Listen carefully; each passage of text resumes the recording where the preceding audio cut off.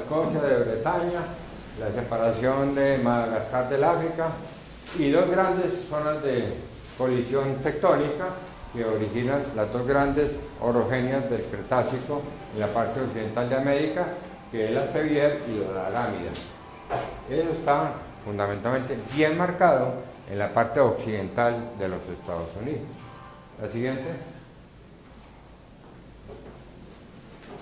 Todo esto, en gran parte, es consecuencia de la creación de terrenos. Creo que ustedes ya vieron el concepto de terrenos, saben que es un terreno. El terreno es un fragmento de una placa o de otro terreno que se separa por un accidente tectónico y que hasta el momento en que se separa tiene una historia geológica igualitica a la de la madre, que es la placa o el terreno. Después de eso, tiene una historia completamente diferente hasta el momento en que se acreciona a otra placa o a otro terreno para formar una nueva historia. Entonces, esos terrenos y la creación de los terrenos son consecuencia de procesos de subducción, conllevan una intensa deformación. Claro que el occidente de Colombia va a estar supeditado a esos dos grandes fenómenos, a la subducción de la placa del Pacífico por debajo del borde occidental de América y a la deformación que se produce durante esa acreción. Eso es producto de genera grandes bloques o cinturones de cabalgamiento, genera magmas y estos magmas se manifiestan en un registro plutónico y volcánico, y tenemos dos grandes orogenias que las vamos a relacionar al final con lo que sucede en la orogenia andina. La Sevier, que actúa sobre la zona de California, en la parte occidental de los Estados Unidos, Canadá, que está datada entre 130 y 80 millones de años, y la Arámida, que va de 80 millones de años, finales del Cretácico, hasta finales del Paleogeno, 50, 80 millones. Los dos grandes eventos tectónicos que vamos a relacionar, procesos de subducción de la placa del Pacífico o las anteriores al Pacífico, como las placas farallones sobre el borde occidental de América, los grandes cinturones plegados, el magmatismo y el vulcanismo. Dentro de estos 5 parámetros vamos a enfocar lo que sucede en territorio colombiano. ¿La siguiente? Este es el estilo de lo que sucede en el borde occidental de Colombia, ¿cierto? Una zona de subducción, la acreción produce los complejos de subducción, vulcanismo que afecta antiguos arcos continentales, y lo que va pasando hacia el oriente, los cinturones de plegamiento y las cuencas sobre la zona continental. Si queremos mirar en Colombia, ¿qué es esto? La parte del Baudó, cordillera occidental, cordillera central, cordillera oriental, los llanos orientales del Platón. La siguiente. El estilo tectónico, una serie de bloques cabalgados unos sobre otros. Hagan de cuenta que esto es lo que ven ustedes haciendo el corte Buenaventura-Cali. Eso es una serie de fallas de cabalgamiento, convergencia occidental, producto de la subducción de la placa de Nazca o farallones, dependiendo del momento en que la consideramos, sobre el borde occidental de Sudamérica, reposando sobre un basamento que es básicamente continental. La siguiente.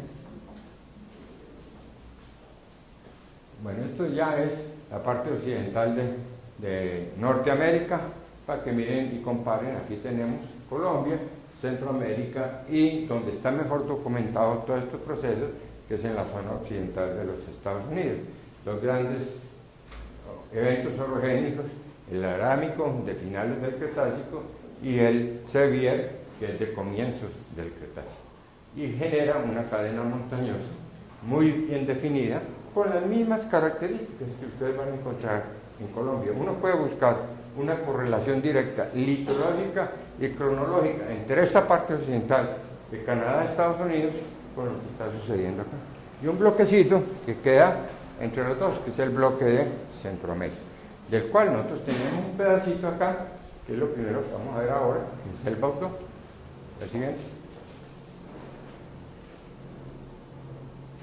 Bueno, hay algo que es fundamental en todo este proceso y es lo que está ocurriendo sobre el Paleopacífico. Es la expansión de los fondos oceánicos. La expansión de los fondos oceánicos produce unas grandes fracturas, que es lo que se llama un rift, ¿cierto? En las dorsales medio oceánicas. A lo largo de esas dorsales hay un proceso de descompresión. Esa descompresión implica un aumento de temperatura y se funde el manto superior y la base de la corteza oceánica, y por ahí empieza a salir nuevo material hacia el fondo del océano. Ese material volcánico que sale libremente al comienzo de todo el proceso es el que va a generar la elevación del nivel del mar. Esa es una de las causas posibles de los grandes cambios climáticos que existen en el Cretácico, entre los cuales el más importante es la elevación del nivel del mar. Algunos autores consideran que el vulcanismo que se produce acá, en esta etapa de finales del Jurásico y comienzos del Cretácico, fue de tal magnitud que elevó 50 metros el nivel del mar. Si ustedes cogen 50 metros del nivel del mar y lo ponemos hoy en día, ¿qué sucede? Que nos quedamos sin costeños, y los costeños pasan a ser del interior, ¿cierto? ¿Qué pasa con la costa atlántica? ¿Qué pasa con Barranquilla, Cartagena, la zona de las llanuras del Caribe? Eso queda de un dominio oceánico, desaparece la parte continental. ¿Y hasta dónde llega esa transgresión? ¿Hasta dónde va a avanzar el mar? Va a ir primero por dónde? Va a cubrir la parte plana y luego se va a ir llenando los cañones de los cauces actuales de las grandes corrientes. Hoy en día, es más fácil imaginar qué pasaría hoy en día. Se va por el Magdalena, después llena el Magdalena y coge un pedacito por el Cauca, pero coge principalmente por el Magdalena. ¿Y hasta dónde llega? Hasta donde volvamos a encontrar una zona montañosa. ¿Dónde volvemos a encontrar? Por allá en el Huila, los límites de Huila y Caquetá. Aquí tenemos entonces lo que sucede. Y aquí vamos a tener dos grandes bloques. Uno que converge sobre Sudamérica y otro que se va para el otro lado, en el Pacífico. Y esto es lo que vamos a producir aquí, un cambio en la configuración del margen continental de Sudamérica que existía a finales del Jurásico. Ese margen nuevo, ¿cómo se construye? Son 4 eventos fundamentales. El primer evento es la ruptura del fondo del océano, que es lo que están viendo ya. Esa ruptura del fondo oceánico, ¿qué permite? Una descompresión y la generación de magmas, ¿cierto? Entonces esa ruptura produce un vulcanismo, pero produce el emplazamiento de las ofiolitas. Y vamos a ver que uno de los grandes conjuntos litológicos que me permiten interpretar hasta dónde llegaba Sudamérica en el Cretácico es la posición de esos cordones de ofiolitas. ¿Qué es una ofiolita? Una ofiolita no es una roca, es un complejo de rocas, es un conjunto de rocas que representan un ambiente tectónico en particular, y ese ambiente tectónico son las dorsales medio oceánicas. Entonces, luego, después de esto, hay la acreción. Perdón, esto no va acá. 2, es la acreción de ese material al borde del continente. La acreción. La doctora Isabel es muy partidaria del segundo. Yo no creo mucho en el segundo, pero no importa. Por procesos de abducción o de subducción. Aquí ha habido mucha discusión si el occidente colombiano es un proceso de abducción o de subducción, o de la mezcla o de fallas transformantes. Nosotros no vamos a entrar a discutir. Yo voy a poner hechos. Cuando ustedes tengan esto, yo planteo que se dice sobre una cosa, pero existen las dos posibilidades. Esa creación de material puede ser por abducción, por subducción o por transformantes. La diferencia entre los dos primeros y el segundo es que los dos primeros, los movimientos verticales son mucho más importantes que los movimientos horizontales. En el segundo, son los movimientos horizontales que llevan algo de un punto a otro, sin mucho desplazamiento en la vertical. Luego viene la tercera etapa. Obviamente, cuando yo pego todo esto al borde de un continente, tiene que pasar algo, ¿cierto? Los desarrollos orogénicos. Recordemos qué es orogénesis para ustedes. Vamos a ver participativo. ¿Qué es una orogénesis? Es el conjunto de procesos involucrados en ¿qué? En la formación de una cadena montañosa. Entonces, los procesos orogénicos son resultado de ese proceso de acreción, ¿cierto? Y se desarrollan desde el punto de vista del registro litológico. ¿Aquí qué se registra? Ese proceso. Fallas. Necesariamente, si yo tengo y lo voy a pegar esto, eso tectónicamente tiene que manifestarse de alguna forma. Es la aparición de una serie de fallas. Sistema Cauca-Romeral, si ya nos vamos a Colombia. Pero también esa acreción crea una gradiente de temperatura y presión. Si hay esa gradiente, se desarrollan magmas, y si hay magmas, hay rocas. ¿Y qué registran eso? Entonces, registra un magmatismo.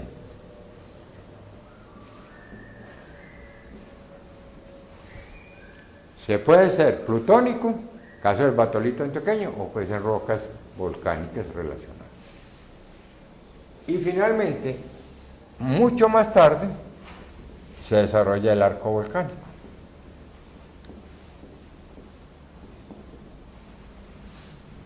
Entonces, aquí viene, empezamos a partir la historia de Colombia en su configuración geológica en dos etapas. La que es resultado de esa expansión de los fondos oceánicos y de la acreción de bloques, con lo que sucede cuando se levanta el nivel del mar. Estoy pegando, pero por otro lado, como el nivel del mar está entrando, tiene que empezar a cubrir algo que estaba continentalizado. Entonces empezamos a que el mar empieza a ingresar a lo que era el borde de Sudamérica en ese momento. ¿Para qué? Para irlo cubriendo parcialmente. Y ahí es donde nos queda el registro sedimentario.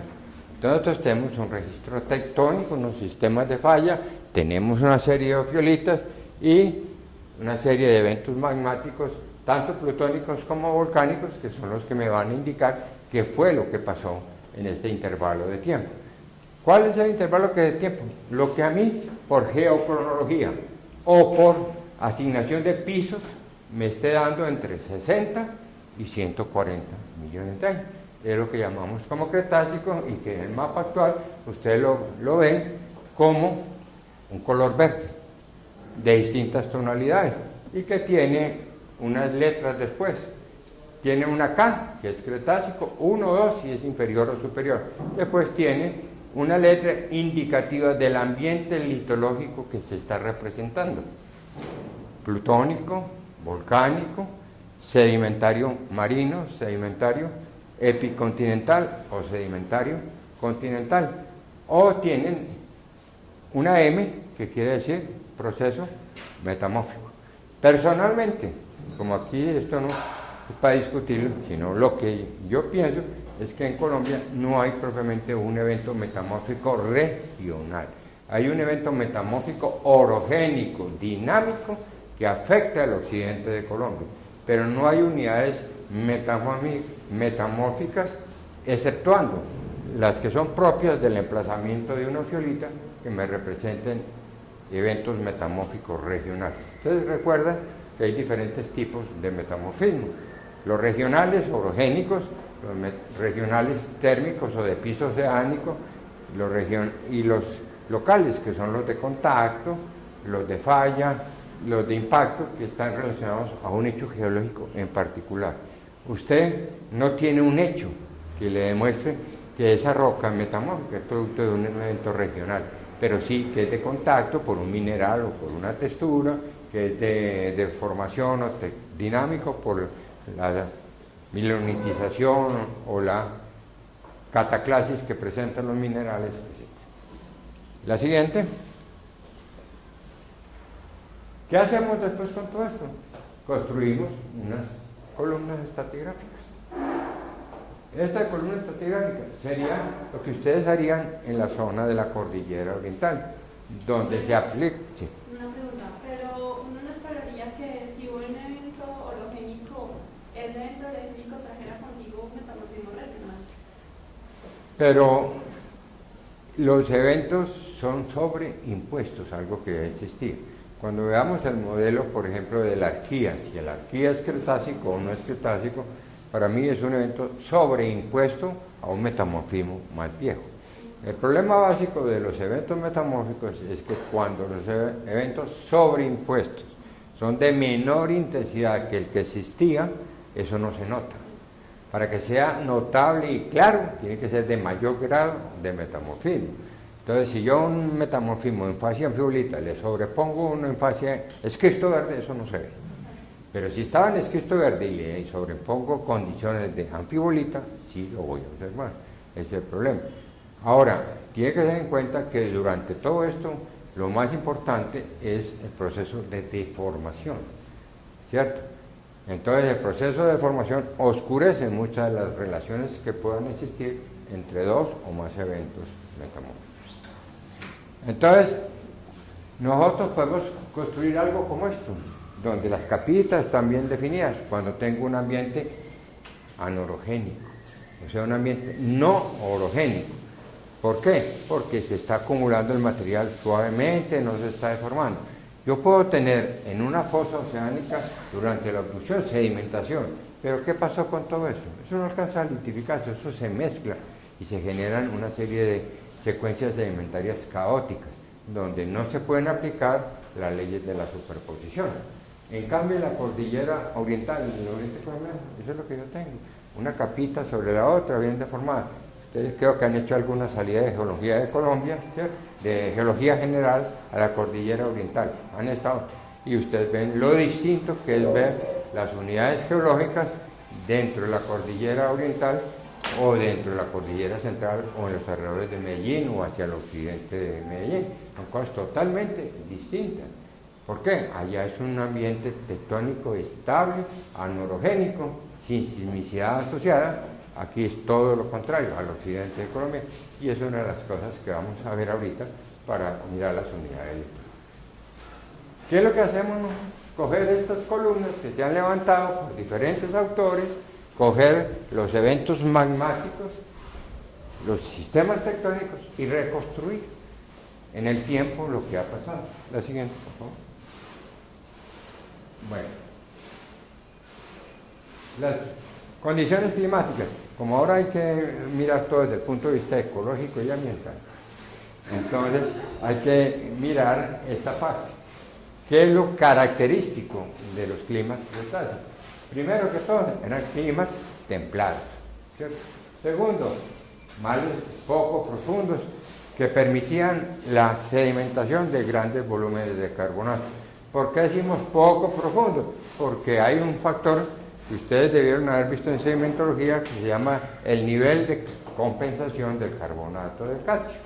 Por debajo de cierta profundidad el carbonato no se precipita, aunque el agua esté saturada en carbonato. Entonces, para que sea, tengo un límite, que son ¿cuántos? 2.400, 2.200, depende del autor, un poco más de 2.000 metros. Por debajo de eso no se precipita en carbonato.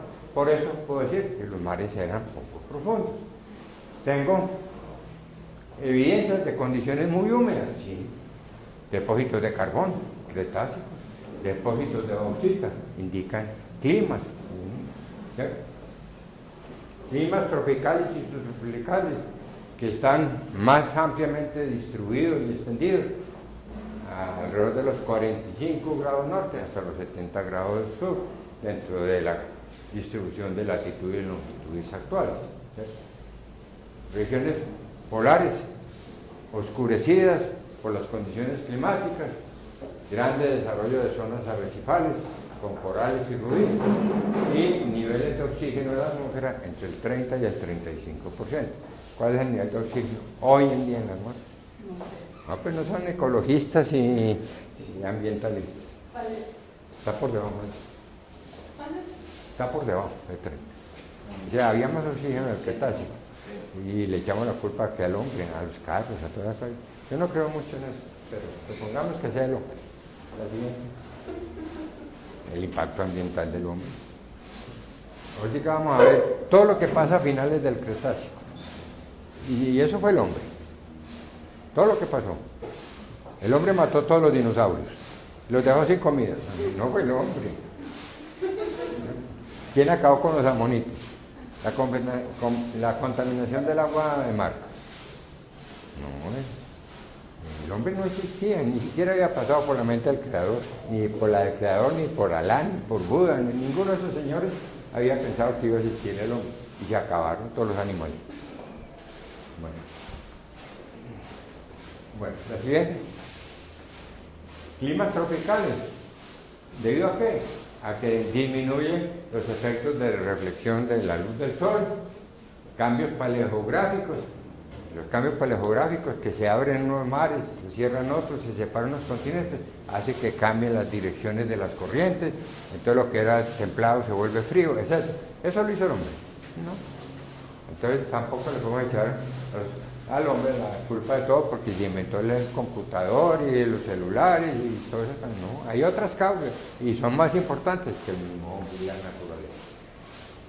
Y el aumento en el contenido de CO2 en la atmósfera. Hoy en día, gran contaminación, el aumento en el contenido de CO2. ¿Quién produjo este CO2? A finales del Cretácico. Lo produjo el hombre, ¿no? Entonces, para que lo cojan a ustedes los ecologistas y los ambientalistas y le digan, bueno, aceptemos que la millonésima parte de lo que usted dice es cierto, el resto lo hizo la naturaleza. Bueno, como les decía ahora, si no le metemos parte económica, no. Entonces, cuando hablemos de la distribución, vamos a hablar de los grandes depósitos, depósitos de hidrocarburos en Colombia, de los grandes yacimientos de carbón, que la mayoría no son cretácicos en Colombia, son cenozoicos.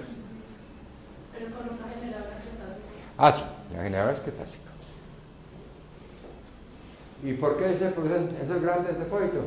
Por los cambios biológicos, aumenta el contenido del fitoplancton, las corrientes, el aumento en la gradiente térmica hace que esa materia orgánica se convierta en hidrocarburos.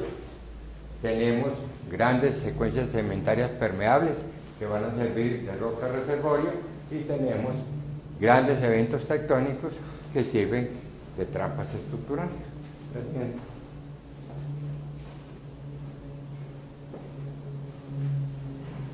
Bueno, en la vida del Cretácico, ¿qué pasó? Ahí no apareció el hombre por ningún lado, ¿cierto? Menos mal. Entonces, en las comunidades oceánicas, marinas, ¿qué tenemos? Diversificación de la fauna pelágica, la proliferación de cierto tipo de peces, los teleóstatos, predominancia de los foramíferos bentónicos, y en la parte terrestre aparecen las angiospermas y aparecen conjuntamente con las angiospermas al proliferar aparecen los organismos polinizadores, grandes cantidades de insectos. Pero todo eso se acaba por algo, ¿cierto? Y eso es lo que nos marca el límite entre el Cretácico y el Cenozoico, y específicamente el Cenozoico, la base que es el Paleógeno, el Paleoceno, como base del Paleógeno. ¿Qué desaparece? Mis grandes amigos, los dinosaurios, eran muy amigos míos, ¿cierto? Desaparecen, aparecen muchos marsupiales, mamíferos, y es una gran extinción. Se considera que más o menos el 70% de la fauna de ese momento desaparece en este momento. 70%, pero en la parte terrestre solamente desaparece un 15%.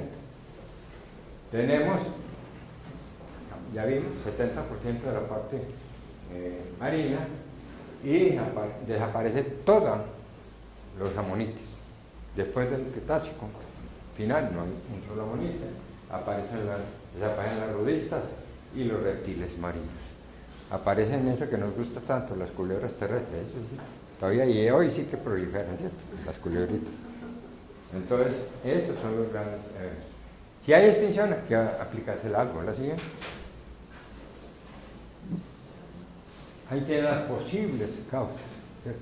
Y como en ustedes hay varias, pero ahí está el número.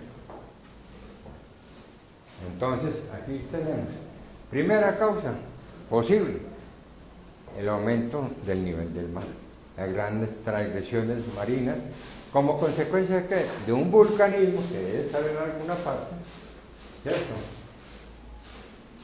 Bueno, así que no. Produciendo ¿qué? Unos cambios en la temperatura.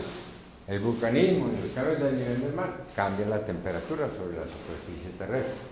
¿Eso qué hace?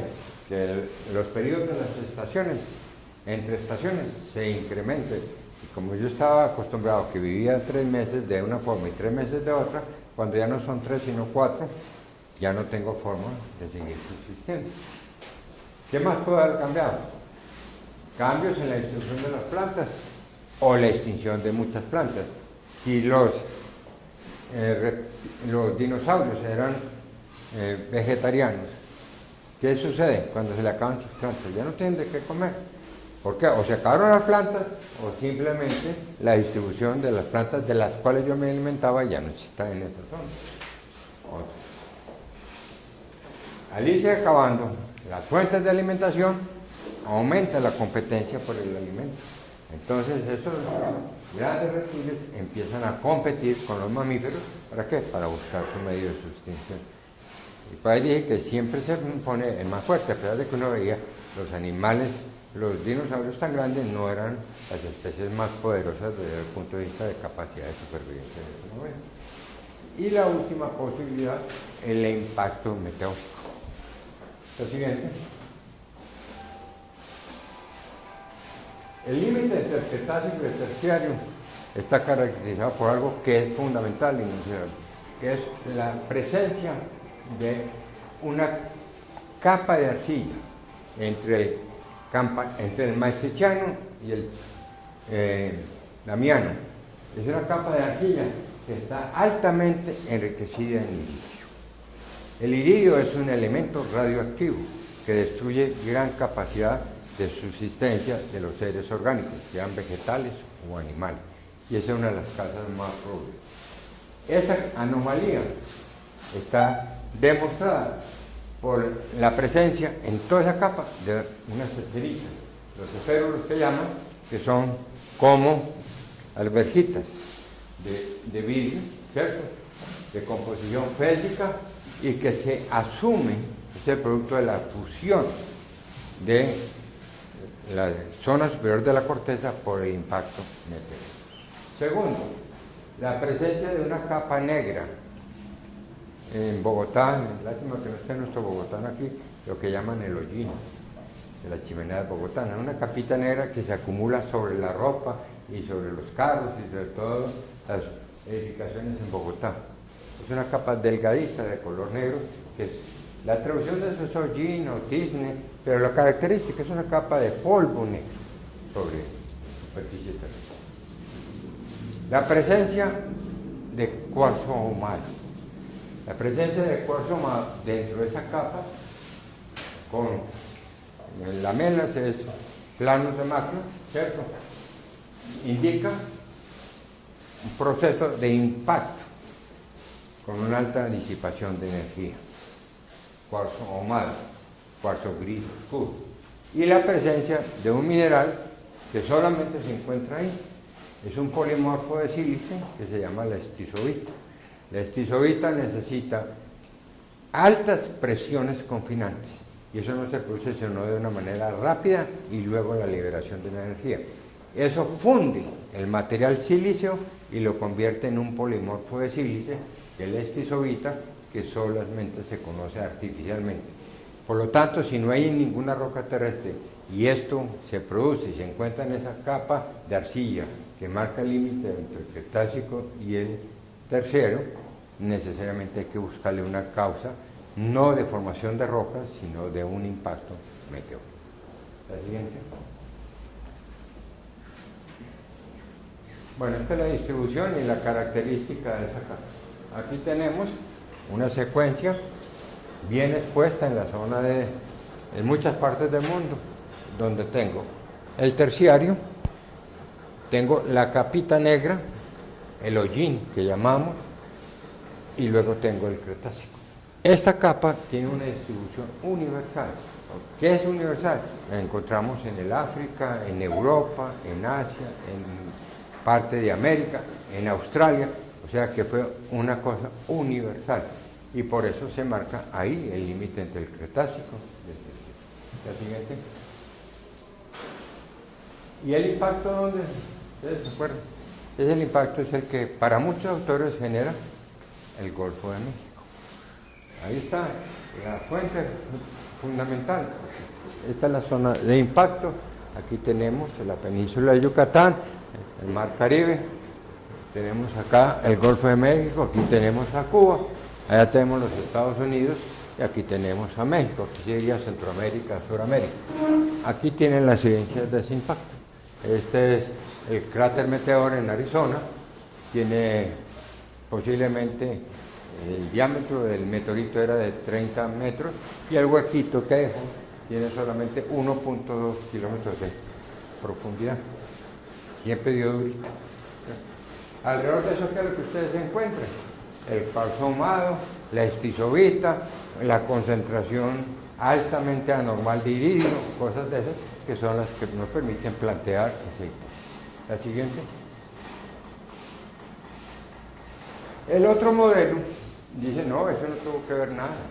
Ya vimos uno, cambio del nivel del mar y los cambios climáticos. Dos, el impacto. La otra posibilidad es que esa nube de iridio y ese cambio climático general haya sido producto de una actividad volcánica anormalmente alta a finales del Cretácico. La evidencia, ¿cierto?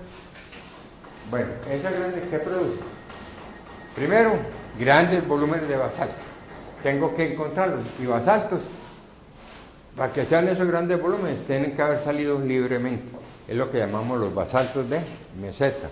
O sea, grandes extensiones subhorizontales de basalto, donde cada capita de la efusión es relativamente pequeña, máximo 15 metros de espesor. Pero cuando usted pone unas encima de otras, muestra que tuvo que haber durado muchísimos años, porque eso alcanza 1900 metros de espesor en promedio.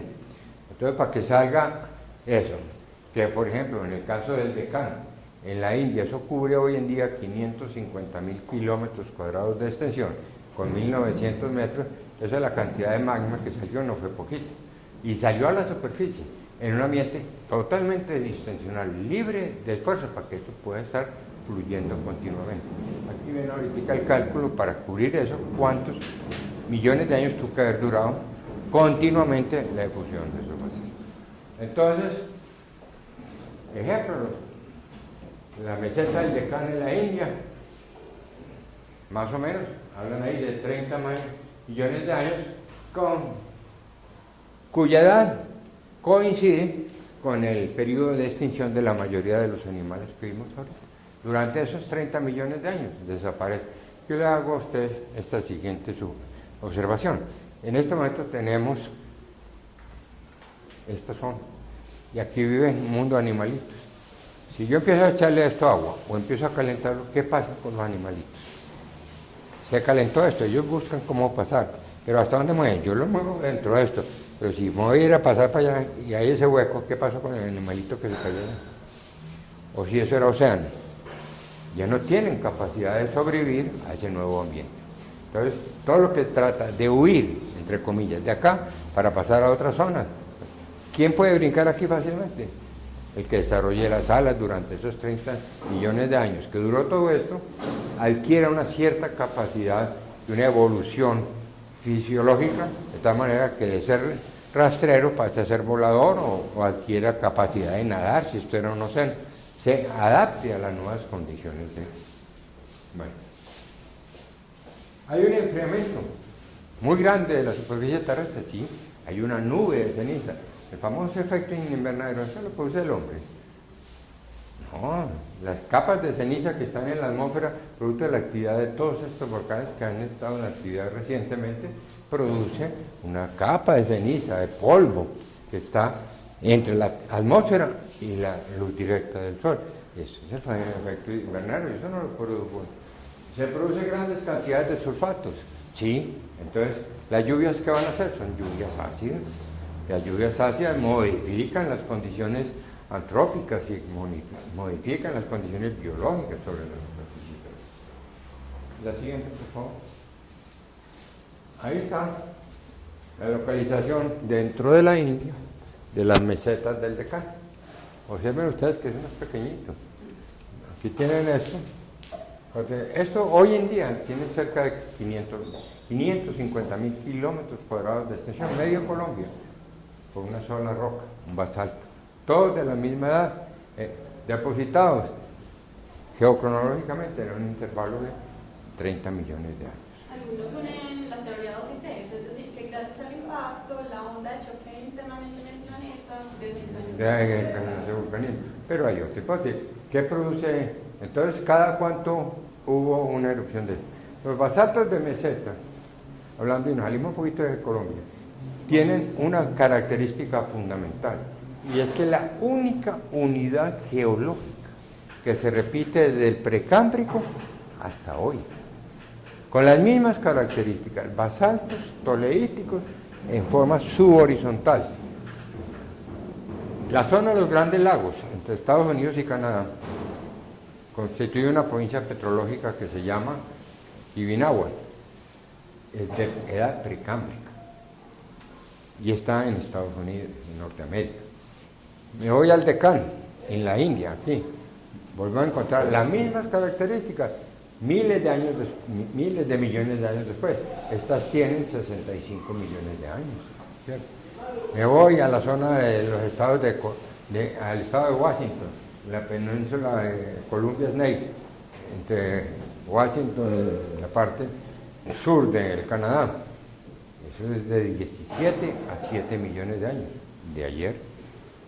La zona de la Selva Negra en Alemania es de 55 del Jurásico, o sea, lo estoy repitiendo.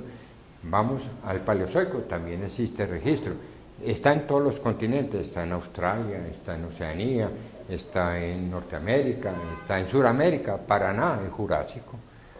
Los basaltos del Paraná son esto, son jurásicos. Los trap de África Occidental son jurásicos, o sea, se repite en todos los continentes y en todos los intervalos de tiempo. Y coincidencialmente, entonces, usted mira la tabla del tiempo, le pone las edades de estos basaltos, y ve, este es el límite entre el proterozoico y el fanerozoico. Este es el límite entre el mesozoico y el paleozoico. Este entre el mesozoico y el cenozoico. Y hoy en día lo tiene.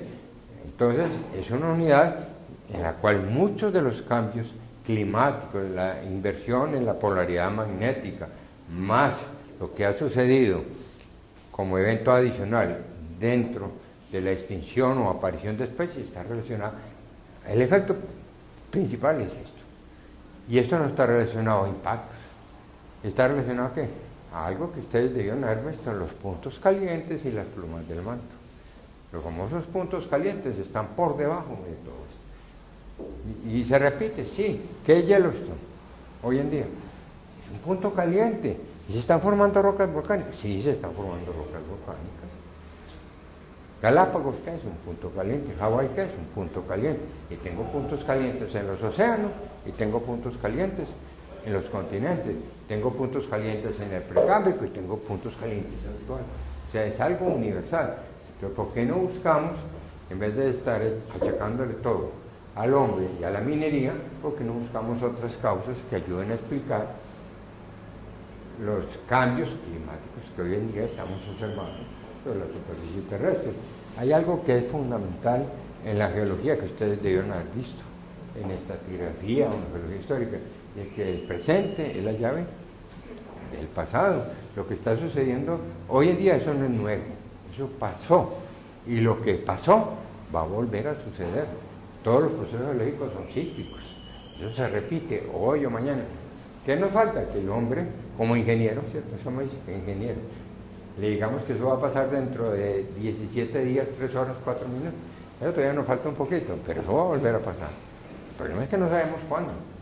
El hombre jamás podrá predecir con el conocimiento actual ni cuándo va a entrar en erupción un volcán, ni cuándo va a ocurrir el próximo sismo, si el próximo sismo es de magnitud 5, 4, 3, no, eso no lo sabe el hombre. Va a ocurrir, sí, porque ya han ocurrido. Pero ¿cuándo? Ese es el problema. Y ese es el problema que ustedes ven cuando uno trata de elaborar un mapa de amenaza potencial o de riesgo geológico por un fenómeno natural, que es que usted no sabe cuándo va a pasar. Y como los ingenieros, especialmente los civiles, se las saben todas y pueden solucionar todo, entonces no le creen a los geólogos. Usted le dice a un ingeniero civil que es que esto puede pasar dentro de 10.000 años, y él dice, váyase para el carajo, a mí no me importa, eso va a durar 10 años. O si es el edificio Space, ni siquiera un año, ¿cierto? Ahí mismo. Pero eso no lo hicieron los geólogos, eso lo hicieron los ingenieros civiles. Bueno, hasta ahí, pasamos ahí y pasamos al Cretácico.